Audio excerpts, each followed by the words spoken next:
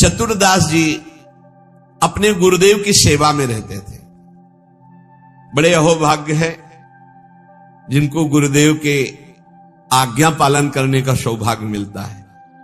उनके पुण्य की क्या महिमा, जिनको गुरुदेव आदेश करते हैं आप ऐसा कीजिए, अहोभाग्य जिन्हें गुरुदेव की आज्ञा मिल गई। इन्हीं का नाम खोजी जी पड़ा, चतुरदास जी का नाम खोजी जी पड़ा। ये गुरुदेव जी के सेवा में, अब जैसे गुरुदेव लघु शंका कर रहे तो पानी लिए खड़े, गुरुदेव को हस्त प्रक्षाल आचमन आज्ञा कब क्या हो जाए तो जल की सेवा लिए खड़े थे। गुरुदेव जी लघु शंका में ही समीप बैठे। बड़ा भारी पीपल का वृक्ष दूर था तो वायु के द्वारा उसके फल और पत्ते बीज सब पड़े थे। लघु शंका किए हंसने लगे और हंसते हंसते हाथ प्रक्षालन किया, आचमन किया तो इतनी जोर की मस्त मुस्कुराहट और हंसी थी। श्री चतुरदास जी ने, जिनको खोजी जी बाद में कहा गया, आचमन करा रहे तो कहा, गुरुदेव कोई मधुर प्रसंग प्रभु का याद आया या कोई घटना घटी? आप बहुत मुस्कुरा रहे हैं, बहुत हंस रहे हैं, इस समय बाह्य प्रसंग तो कोई ऐसा है नहीं। कहा, तू कैसा शिष्य है रे, सेवा में रहता हो, मेरी हंसी का कारण नहीं जान पाया? मैं क्यों हंसा, इतना भी तुझे ज्ञान नहीं, और मेरी सेवा में रहता है? कैसा शिष्य है जो गुरु के मन की बात न जान पावे, गुरु के इशारे के, गुरु के मनोभाव को न जान पावे, वो शिष्य ही क्या? चलो सेवा छोड़ो, मैं क्यों हंसा इसकी खोज करके आओ। अब बताओ, गुरुजनों की प्रति सेवा कर बहुत कठिन है, बहुत कठिन है। यहां कहा कि छोड़ो सेवा, मैं क्यों हंसा ये बताओ, आके खोज करो। अब गुरु आ गया, तुम्हारी बुद्धि अब सेवा के अधिकारी नहीं, यदि तुम ये नहीं जान सकते मैं क्यों हंसा। हंसे गुरु जी और फंसे चेला जी।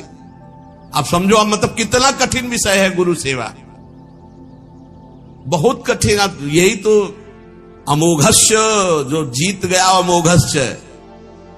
तुम्हारी बुद्धि विवेक रहित है, जब तक तुम हमारे हंसने का कारण ज्ञात करके ना हो तब तक तुम्हें हमारे पास कभी नहीं आना चाहिए। चलो जाओ यहां से, आश्रम से।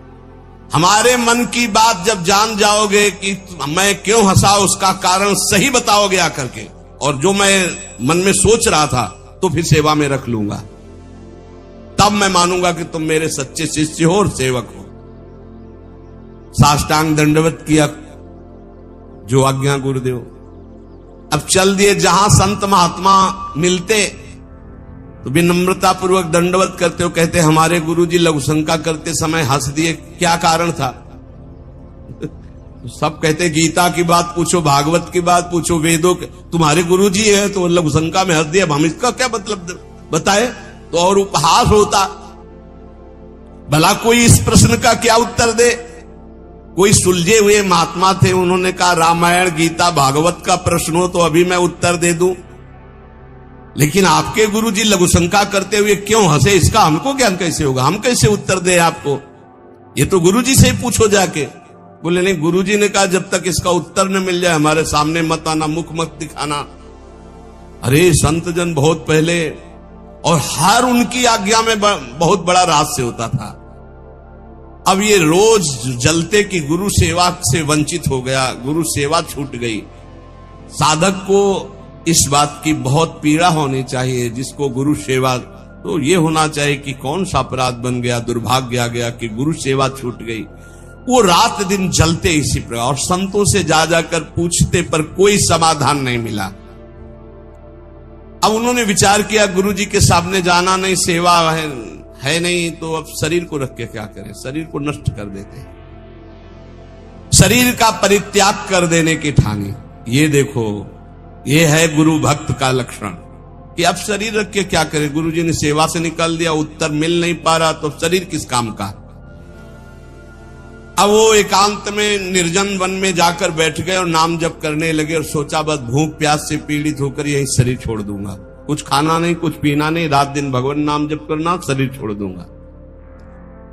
गुरु की आज्ञा पे थे, जिज्ञासा प्रबल थी, सेवा छूट गई थी, पीड़ा बहुत थी। अभी कुछ ही दिन हुए थे, न अन्न न जल, रात दिन नाम जप और शरीर छोड़ने का संकल्प। महामहिम श्री कबीरदास जी प्रकट हुए, होगा ए भाई आंख खोलो।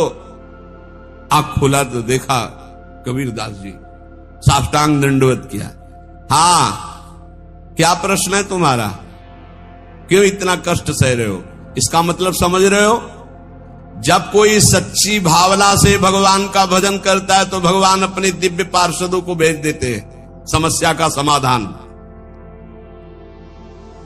सुनो, जब तुम्हारे गुरुजी लघुशंका कर रहे थे तो उनकी लघुशंका की ढाल में एक पीपल का बीज बह रहा था। बीज को बहते हुए लघुशंका में देखकर गुरुजी विचार करने लगे कि ओहो, देखो इस बीज में पीपल का पूरा वृक्ष छुपा हुआ है। लेकिन जब ये बीज पीपल में था तो कितना वंदनीय और कहां सुव्यवस्थित था, और जब ये पीपल से अलग हुआ तो लघुशंका में बह गया। इसका मतलब पीपल का वृक्ष साक्षात ब्रह्म है और उसका अंश जीव है। जीव जब अविद्या के कारण ब्रह्म से अलग हो जाता है तो मलमूत्र के द्वारों में बह जाता है आसक्ति होकर, और अगर वो ब्रह्म से जुड़ा रहे तो वो ब्रह्म में पूजनीय और ब्रह्ममय हो जाता है। ब्रह्मविद ब्रह्मयु भवति, कबीरदास जी ने व्याख्या करके बताई कि जब वो ब्रह्म से जुड़ा रहता है तो ब्रह्ममय रहता है, जब ब्रह्म से अलग हो जाता है तो मलमूत्र के शरीर में आसक्त होकर मलमूत्र के द्वारों के भोगने में पूरा जीवन नष्ट कर देता है। जीवात्मा जब प्रभु से विमुख हो जाता है तो उसकी यही दुर्गति होती। जैसे पीपल के वृक्ष से फल से वो बीज अलग हो गया तो लघुशंका के प्रवाह में बह गया, और नहीं तो इतना महान वृक्ष उसमें छिपा हुआ है कि अगर उसे सुव्यवस्थित किया जाए। जीवात्मा जब भगवान से विमुख हो जाता है तो भव प्रवाह में मलमूत्र के द्वारों में बहने लगता है। कैसे? गर्भाशय में गया तो मलमूत्र के द्वार जहां है वहीं गया, और मूत्र के द्वार से ही तो गया। जीवात्मा का सृजन कैसे हुआ? मूत्र द्वार से ही हुआ, और है कहां? गर्भाशय के आसपास मलाश्रय, मूत्राश्रय। जीव जबते हरिते बिलगान्यो तबते देह गेह निज जान्यो, माया वश स्वरूप बिसरायो ते भ्रमते दारुण दुख पायो। जैसे बीज में वृक्ष तथा वृक्ष में बीज मूल रूप से विद्यमान है, उसी प्रकार से परमात्मा समस्त जगत में और जगत में परमात्मा विराजमान है। परमात्मा में सारा जगत और जगत में परमात्मा विराजमान है।